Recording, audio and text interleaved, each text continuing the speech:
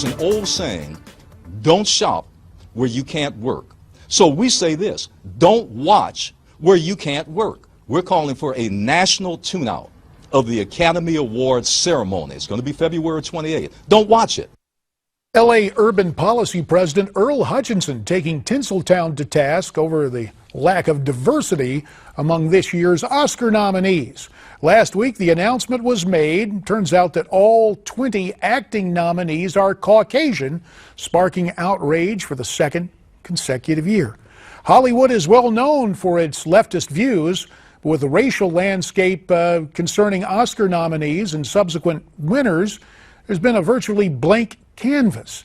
And on this day, MLK Day, it's hard not to ask the question, where are we as a nation in terms of Dr. King's dream? For more, let's welcome in via Skype from Atlanta, John Hope Bryant, Chairman and CEO of Operation Hope. John, we take a look at America in early 2016, the highest office in the land, held by an African American, though there were no black actors or actresses nominated this year, and there was a lack last year. 2 years, or now what, 3 years ago, the best actor was African American. Is it proper to have this kind of outrage over, quote, lack of diversity? I think if you're in a desert and you can't find any water, it's proper to say that, you know, you're thirsty. And it's also proper to say where's the water and why isn't there any here? Now, whether somebody did that to you intentionally is another issue. You know, it reminds me, a guy told me years ago when Reagan was president, oh, Reagan is a racist.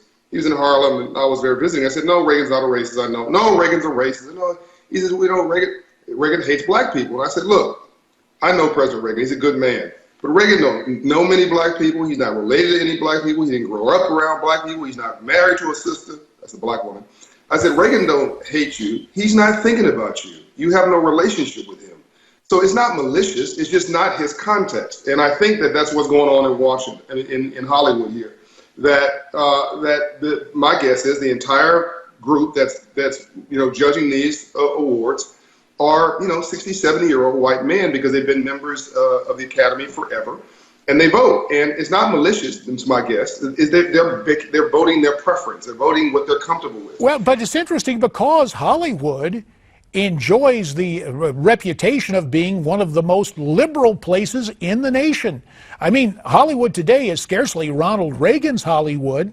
So I think it's the wrong. I think it's the wrong. I understand why you're having it, and I understand what you're saying, but I really think it's the wrong lens, right? I mean, so there are Republicans in Hollywood, there are conservatives in Hollywood, and there are liberals, on Wall Street who are billionaires. I think that there are bums in everybody's family. I got bums in my family. So we have to say that, is there a 20% bum factor? And I think you got bums in your family, JD. If I got bums in mine, you got bums in yours. So it's not about, it's no different than I said at the Operation Hope annual meeting just last week. This last week. I said the color's not white, black, red, brown, and yellow. His question is, do you have enough green? And if you're living in New York City right now and making $70,000 a year, you're struggling to make ends meet. I don't care what color you are. You want some more green. You got too much month at the end of your money. So the issue today is more class than race. And I think that people are tired of saying Republican and Democrat. They want to get down. They want the get it done party. They want somebody who can get it done. I'll tell you something about Reagan that Reagan did, and Bill Clinton did, and Lincoln did. They made you feel good about America. And I'm really tired of all this what we're against stuff. And I think America's getting tired of it. It doesn't get you anywhere.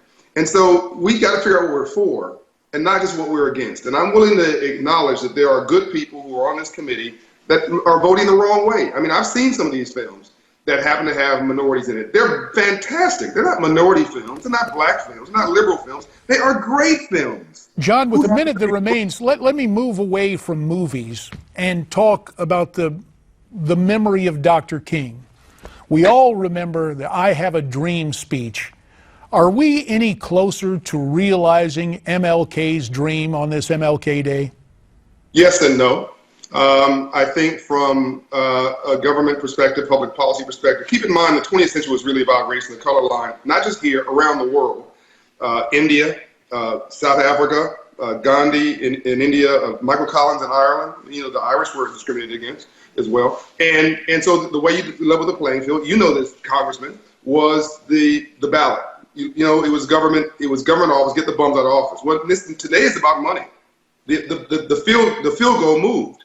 And Dr. King was killed as he prepared for the Poor People's Campaign in 1968 in Memphis with my mentor, Ambassador Andrew Young. So the new issue is economics. And so in that regard, we've moved back away from the goalpost, even though we've moved forward on public policy issues. So you got to keep reclaiming your democracy every day. What I keep saying, though, is that, again, this is not a racial issue. If you deal with class, you get race for free. We've got to understand that if everybody doesn't have a way to row the boat in America. And we will have to leave it right there. John Hope Bryant, you have our thanks on this MLK Day. We're coming back.